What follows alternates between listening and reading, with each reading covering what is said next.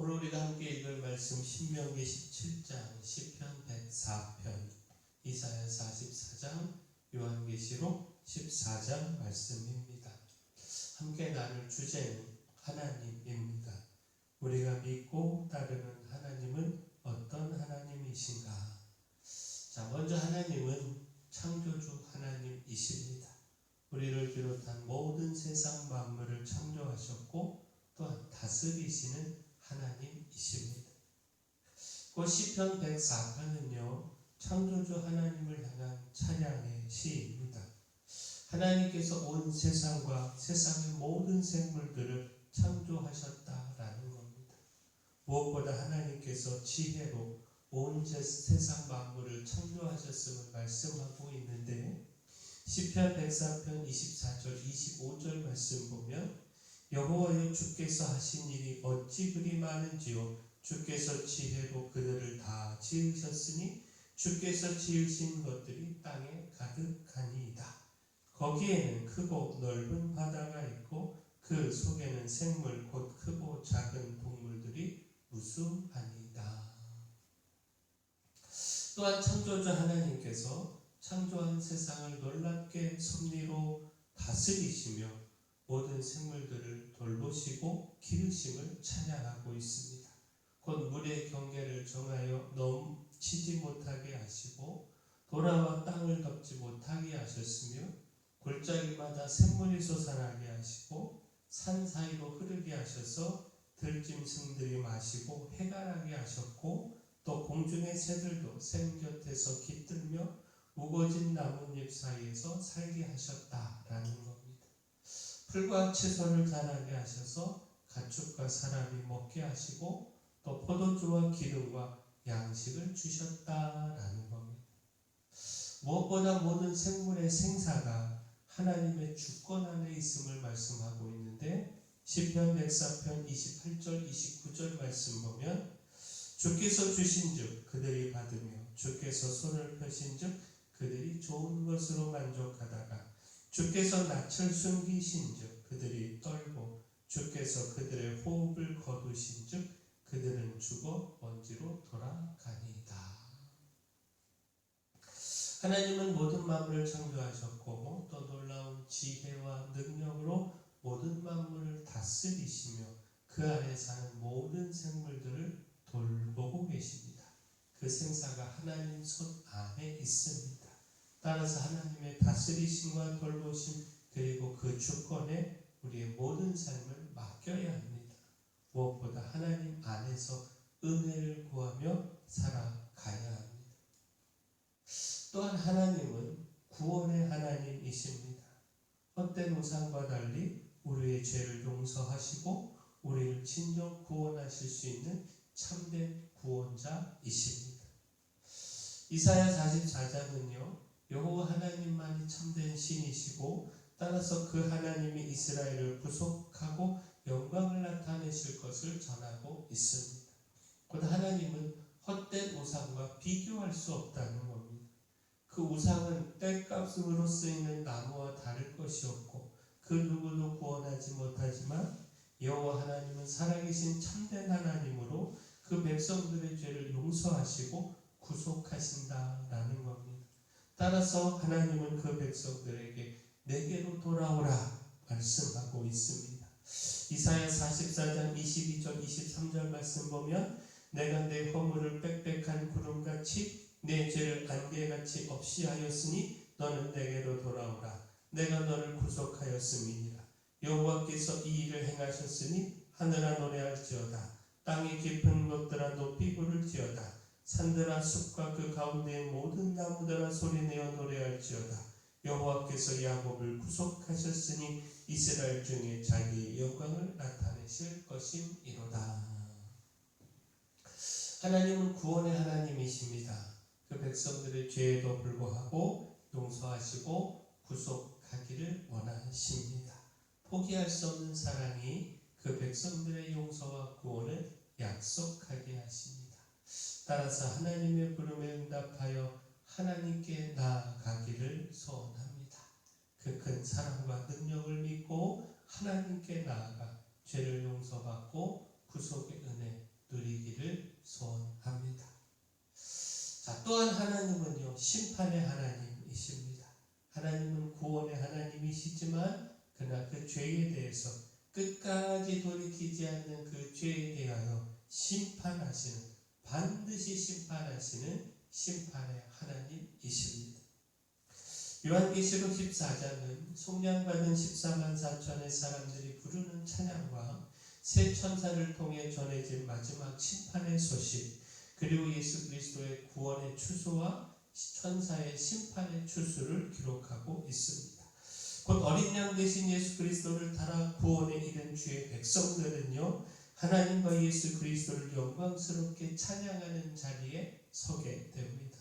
그러나 짐승의 편을 받고 짐승에게 경배한 사람들에게는 하나님의 심판이 있게 된다라는 겁니다. 영원토록 불과 유황으로 고통받고 쉼을 얻지 못하게 된다라는 겁니다. 요한계시록 14장 9절부터 11절까지 말씀 보면 또 다른 천사 곧 셋째가 그 뒤를 따라 큰 음성으로 이르되 만일 누구든지 짐승과 그의 우상에게 경배하고 이마에나 손에 표를 받으면 그도 하나님의 진노의 포도주를 마시리니 그 진노의 잔에 섞인 것이 없이 부은 포도주라. 거룩한 천사들 앞과 어린 양 앞에서 불과 유황으로 고난을 받으리니 그 고난의 연기가 세세토록 올라가리로다. 짐승과 그의 우상에게 경배하고 그의 이름 표를 받는 자는 누구든지 밤낮 쉼을 얻지 못하리라 하더라. 하나님은 마지막까지 그 백성들의 구원을 위한 사랑을 나타내십니다. 그 죄의 용서를 약속하며 돌아오라 말씀하십니다. 그러나 끝까지 돌아가지 않고 돌이키지 않고 하나님을 대적하고 사탄의 편에 서는 자들에 대해서는 심판을 단행하십니다. 그 심판은 누구도 피할 수 없고요, 다시 구원의 기회도 주어지지 않습니다. 따라서 하나님의 진노의 심판이 임하기 전에 돌이켜야 하고 무엇보다 끝까지 인내하며 그 믿음을 지켜야 합니다. 믿음의 고난과 핍박에 넘어지지 말아야 합니다. 그 성경은 이렇게 가르쳐주고 있는데, 자, 요한계시록 14장 12절 보면 성도들의 인내가 여기 있나니 그들은 하나님의 계명과 예수에 대한 믿음을 지키는 자니라.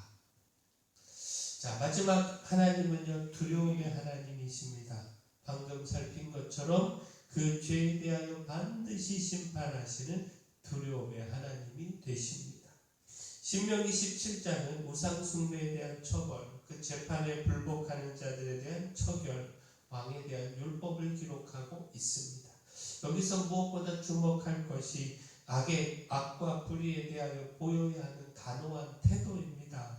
곧 모세는요, 이방신과 일월 성신 등 우상을 섬기는 자에 대해서 반드시 죽여 이스라엘 공동체 안에서 악을 제거해야 한다 가르치고 있습니다.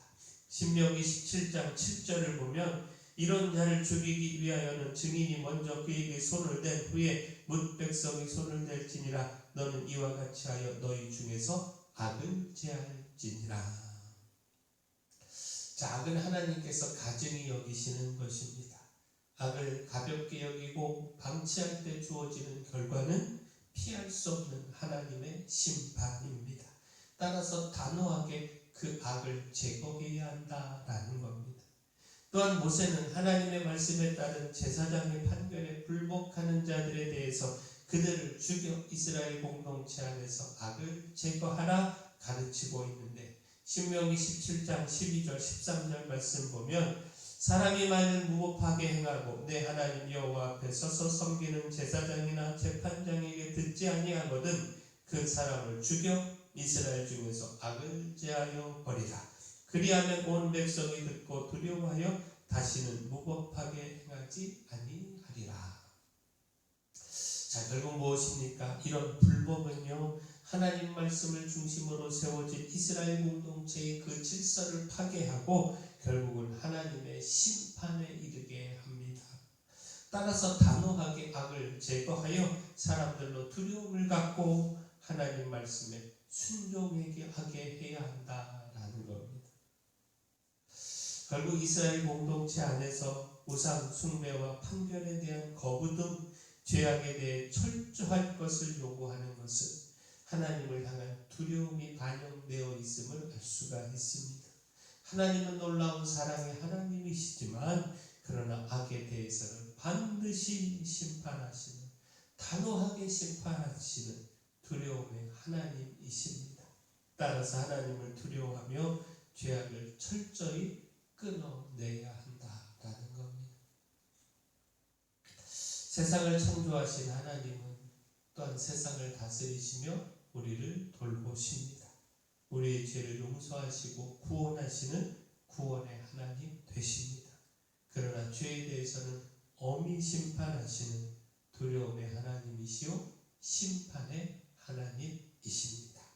따라서 우리가 하나님을 두려워하며 죄악을 제하여 버리고 하나님께 돌이켜 용서와 구원의 은혜 누리기를 소원합니다. 사랑의 주 하나님, 저희를 창조하시고 돌보시는 하나님께 저희의 모든 인생을 맡기고 하나님을 찬양하며 살아가기를 소망합니다.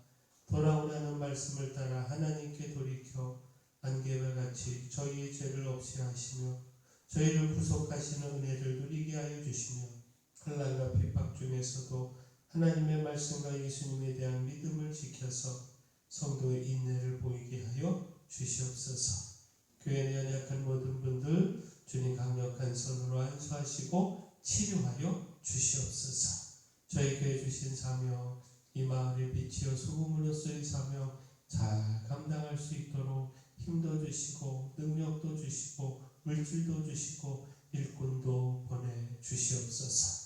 모든 것 주님께 맡기옵고 예수님 이름으로 기도합니다.